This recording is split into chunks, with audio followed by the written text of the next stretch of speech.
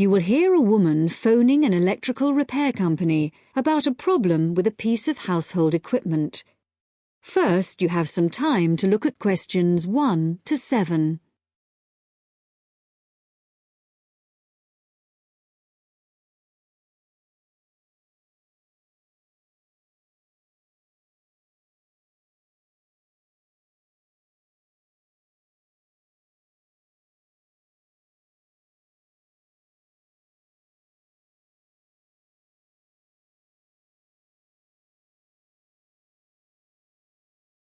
Now we shall begin. You should answer the questions as you listen, because you will not hear the recording a second time.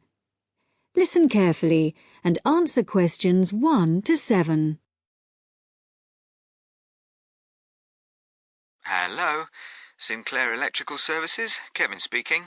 Oh, good morning. I believe you do television repairs. That's right, we do. Well, my television's not working, but I don't have a car. Can you come round to see it? That shouldn't be a problem. Good. Can I just take a few details then? Certainly. So, if I could start with your name? Yes, it's Mrs. Douglas. Douglas? It's double S at the end, actually. OK, and the address? 135 Park Hill Avenue. In Somerton? That's right. And would you like my phone number? Yes, please. It's 765-482.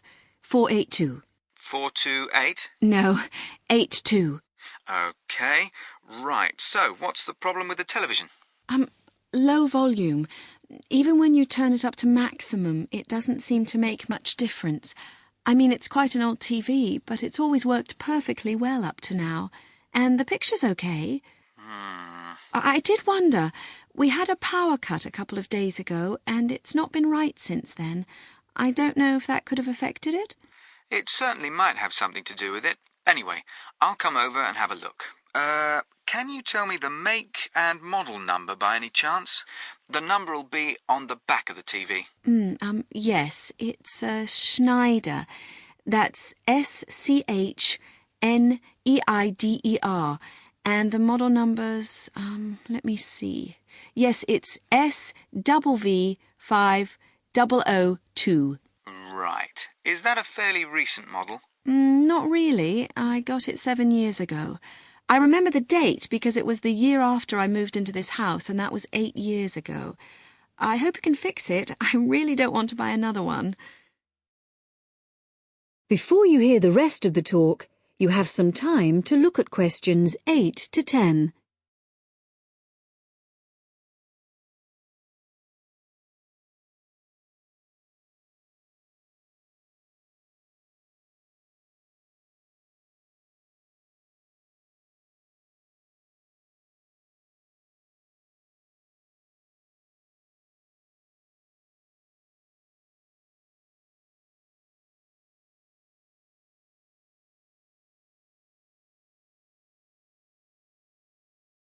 Now listen and answer questions 8 to 10. Well, I'll see what I can do when I come round to the house to look at it. I think I know your road. Is it the one that's off the high street? That's right. The house is on the left if you're coming from the high street, just before the road bends to the right. I'm afraid it's getting harder and harder to park on the road, but if you drive on round the bend, you can usually find somewhere. That's all right. Now, let's see. When would it be convenient for me to come round? Well, as soon as possible, really.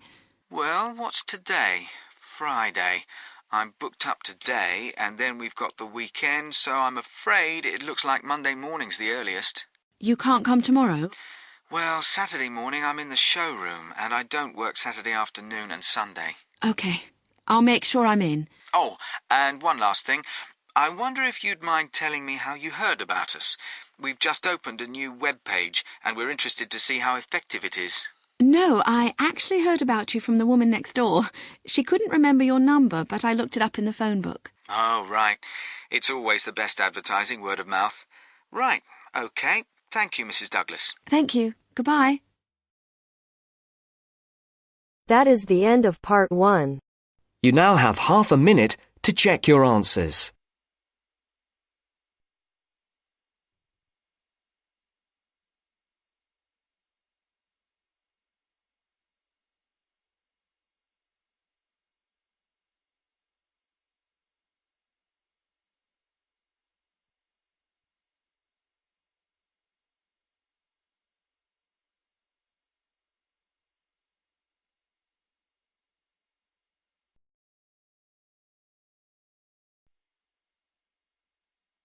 Now turns to Part 2. Part 2. Government's waste strategy yesterday. First, look at questions 11 to 14.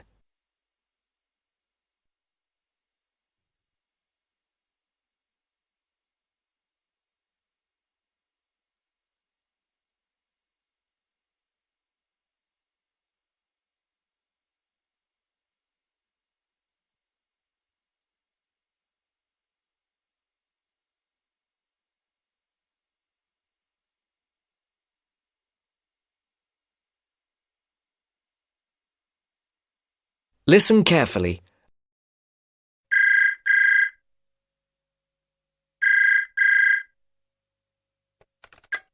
Good afternoon, Dr. Dartford speaking. Good afternoon, Dr. Dartford. It's Miranda Smith here. Oh, hello, Miranda. How can I help you?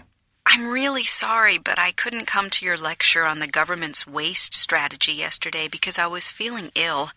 My essay has to be handed in 2 weeks' time, and I'm worried I might have missed something important. I really don't like it when I miss lectures, especially when I need the information for an essay. Well, try not to worry. You can't help being sick. How about if I give you a quick summary of the main points? That'd be great, thanks. Just let me get a pen. Right, I'm ready. To begin with, I stressed the importance of us reusing and recycling waste in the future. I made particular reference to the UK, which at the moment only recycles about 8% of household waste. The levels of industrial and commercial waste are much higher. It's frightening how much waste factories produce on a daily basis, but that's not all. The fact is that not only is this rate of recycling well below government targets, but it's at a much lower rate than many other European countries, which means Britain is just not keeping pace with the rate of growth in household waste. That's pretty worrying, isn't it? It certainly is. What is more, we need to understand that if we are to achieve a more rational and sustainable use of our resources in this country, then we have to develop a fundamental change in the way we think about waste. That won't be easy. What suggestions did you propose? Just give me a second. Let me check my notes. OK, got it. Basically, there are a couple of ways this could be achieved. One of these is for more household waste to be separated. You mean separated into things like newspapers, tins, and stuff like that? Yes, that's the idea. Then this separated waste would obviously need different forms of collection by local councils, but most importantly, it will require an expansion in the market for collected materials, which is one of the major barriers to increased recycling. New government targets have also been set for recycling or composting 30% of household waste by 2010. But that's almost a 4-fold increase, isn't it? It is indeed. Rather a frightening figure, whichever way you look at it. Before the broadcast continues, look at questions 15 to 20.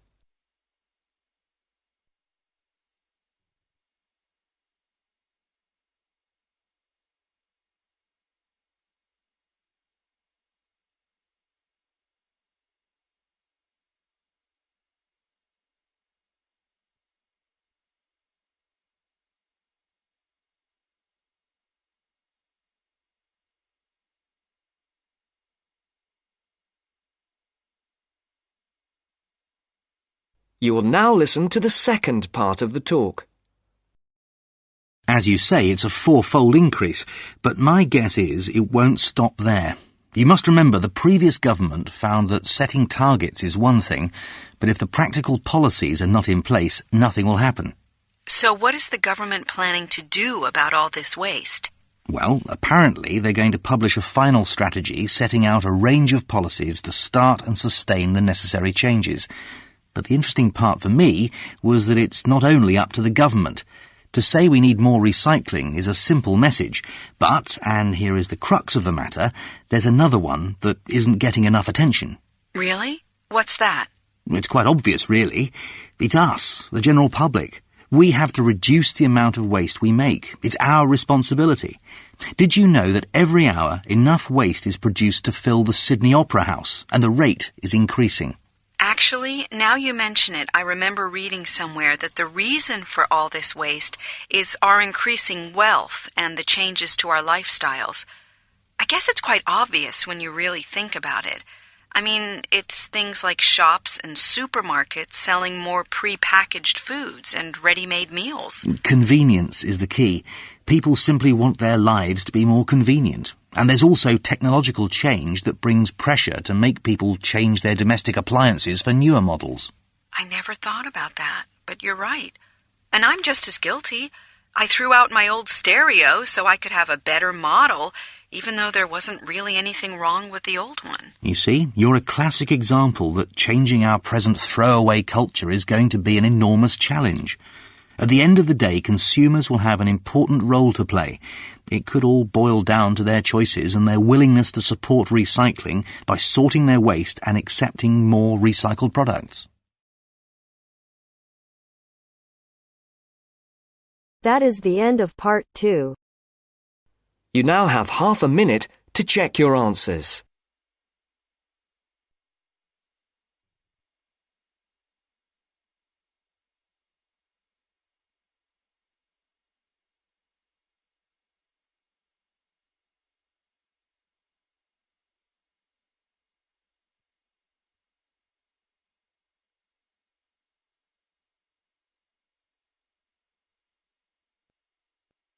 Now turns to part 3.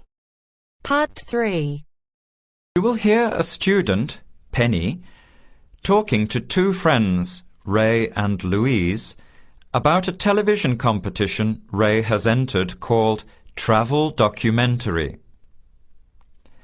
Before you hear the conversation, you have some time to look at questions 21 to 26.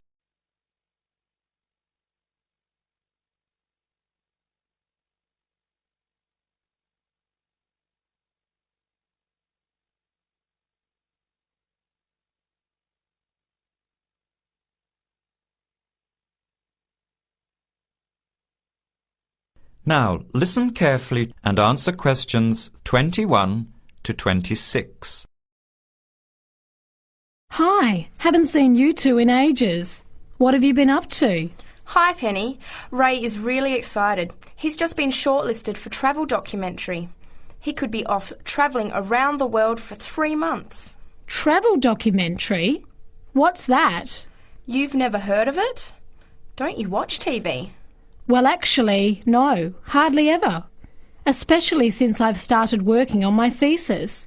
I don't have time to breathe, let alone watch TV. So what's this all about, Ray? Well, actually, it's a competition run by Public TV. It involves my two great loves, travel and filmmaking. Is it that program where people are sent around the world making documentary videos? I have heard of it. Fantastic! So you've been chosen? Not yet.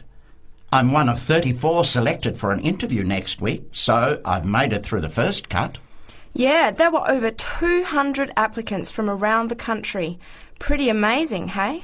Well, I've been lucky so far. What's the next stage? 13 are chosen from the interview to do a 4-week training course in documentary filmmaking. Then, the 8 finalists get sent off with a video camera to travel around the world. Sounds incredible. What's the catch? The catch is that every 2 weeks you have to send in a 10-minute video from a different part of the world. It's broadcast on TV along with the work of 3 of the other competitors and judged by a panel of experts and the TV audience. So you're under a lot of pressure. Wow, I guess so. You mean you're on television every 2 weeks? Yep, that's right. But first I have to be selected. Do you have to have any filmmaking experience to apply? Some background in photography or video making helps, but you're not supposed to be an expert. In fact, you can't apply if you've already worked in filmmaking. We all get the same 4-week course, so we start with the same skills. Can you go anywhere in the world you want? Each competitor makes up his or her own travel plans and has to get them approved. Before the conversation continues, you have some time to look at questions 27 to 30.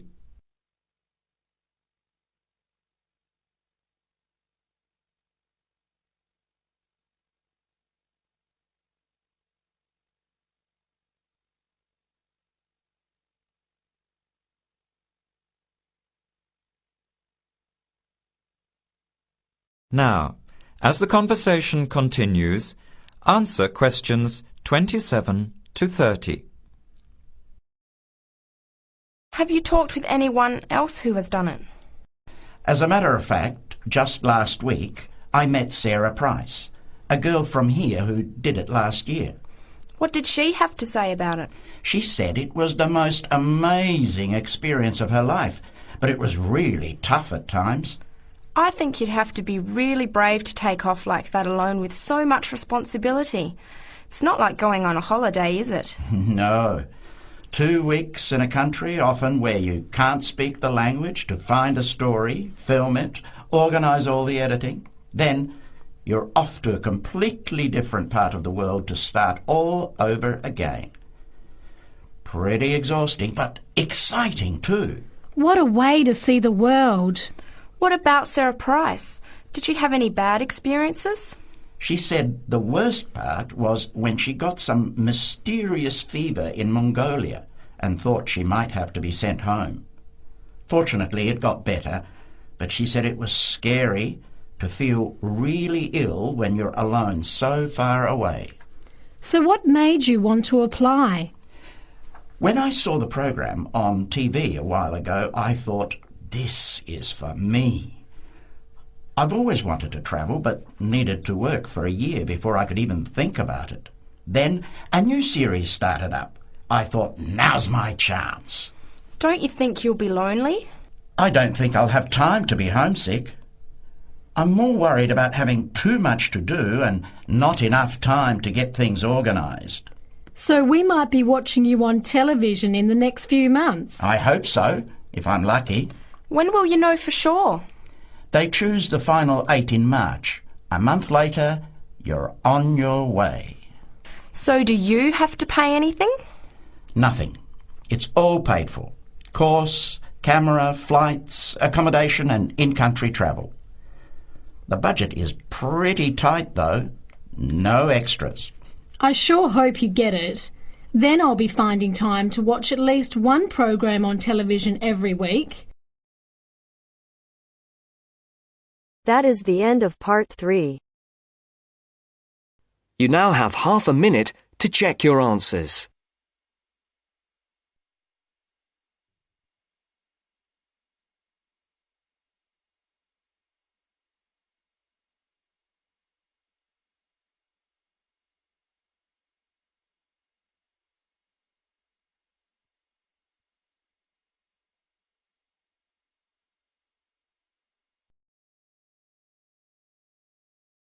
Now turns to part 4. Part 4. You'll hear a lecturer talking to a group of science students. First, you have some time to look at questions 31 to 34.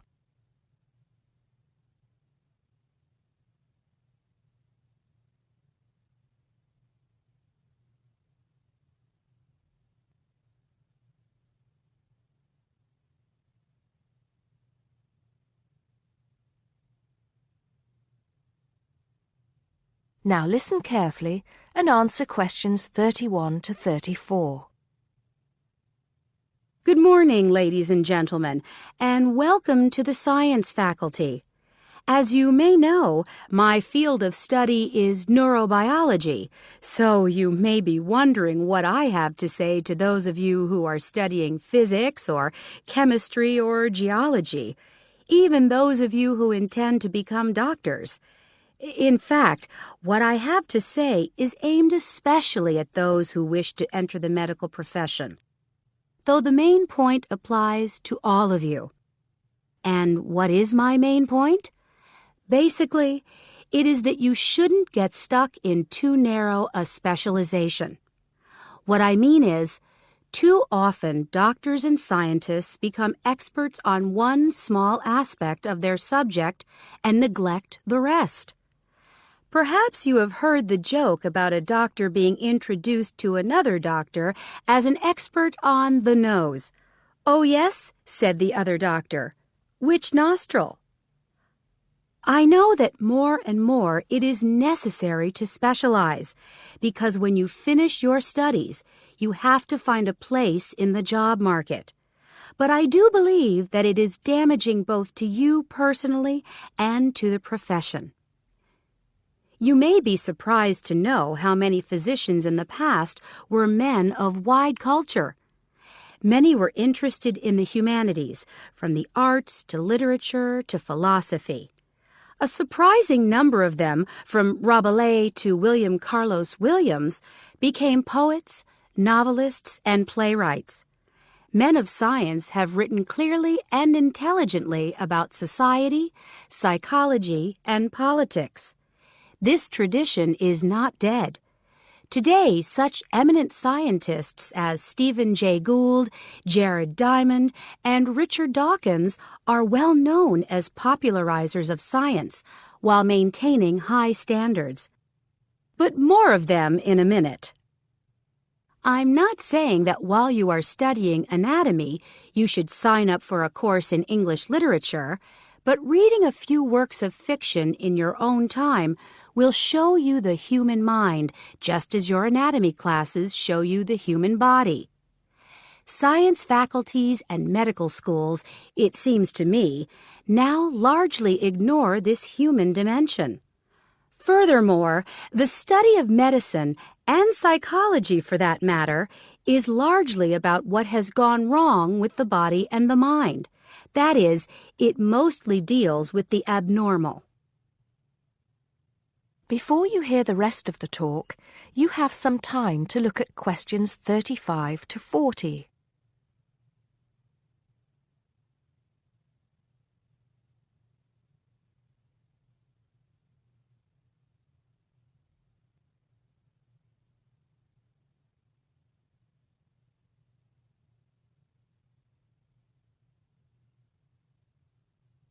Now listen and answer questions 35 to 40.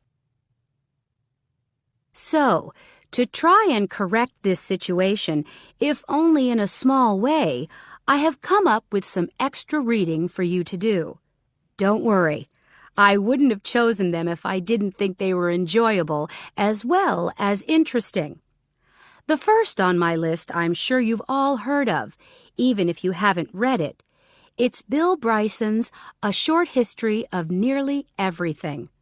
Now, don't turn your noses up at it just because it's now officially a school book and is written to entertain as well as inform. In fact, I've found it a very good bedside book. Next come a couple of the writers I mentioned earlier. Any collection of essays by Stephen Jay Gould is worth reading. He writes clearly in a language non-scientists can easily understand. In fact, a lot of his essays are responses to questions about science from the general public. He's also entertaining on the subject of baseball. Perhaps you should start with Gould's Wonderful Life. He writes brilliantly about natural history and shows how much imagination and excitement there is in scientific discovery. Then there's Jared Diamond's The Rise and Fall of the Third Chimpanzee, which shows us how close we are to the apes and forces us to look at some of the darker aspects of human nature. After reading it, you won't forget your animal ancestry. But don't let that put you off. It's very readable. You're probably saying to yourselves, just a minute, these are all science books. What about the fiction? I'll come to those in a later lecture. At the moment, I'm just trying to get you to read away from your chosen field of study. However, I will recommend one work of fiction now, though it might come as a bit of a surprise. If it does, it means you haven't read it. The book is The Water Babies by Charles Kingsley. I can see I have surprised you. Well, It is in fact the first fictional response to Charles Darwin's On the Origin of Species. Yes, it is a children's book, but full of surreal fantasy and wit. The fifth book on the list is a biography, The Emperor of Scent, by Chandler Burr. To my mind, it's not particularly well written, but it is a fascinating story. It is about Luca Turin, a biophysicist who becomes an expert on perfume, and about how he missed getting the Nobel Prize. If any of you are thinking of a career in scientific research, this book might make you think again. It's a very tough dog-eat-dog business, which brings us to the book that inspired Kingsley's Water Babies, that classic of the genre, Charles Darwin's On the Origin of Species. If you haven't read it already, perhaps you shouldn't be here. If you have, it won't hurt to read it again. Or if you prefer, read his The Voyage of the Beagle, which, as well as being of interest to any natural historian or anyone interested in scientific method, also makes a great travel book. Well, I think that's enough to be going on with, and I can see that it's time to finish up. So please bear in mind, throughout whatever course you are studying, not to neglect other aspects of your wider, non-academic education. Thank you.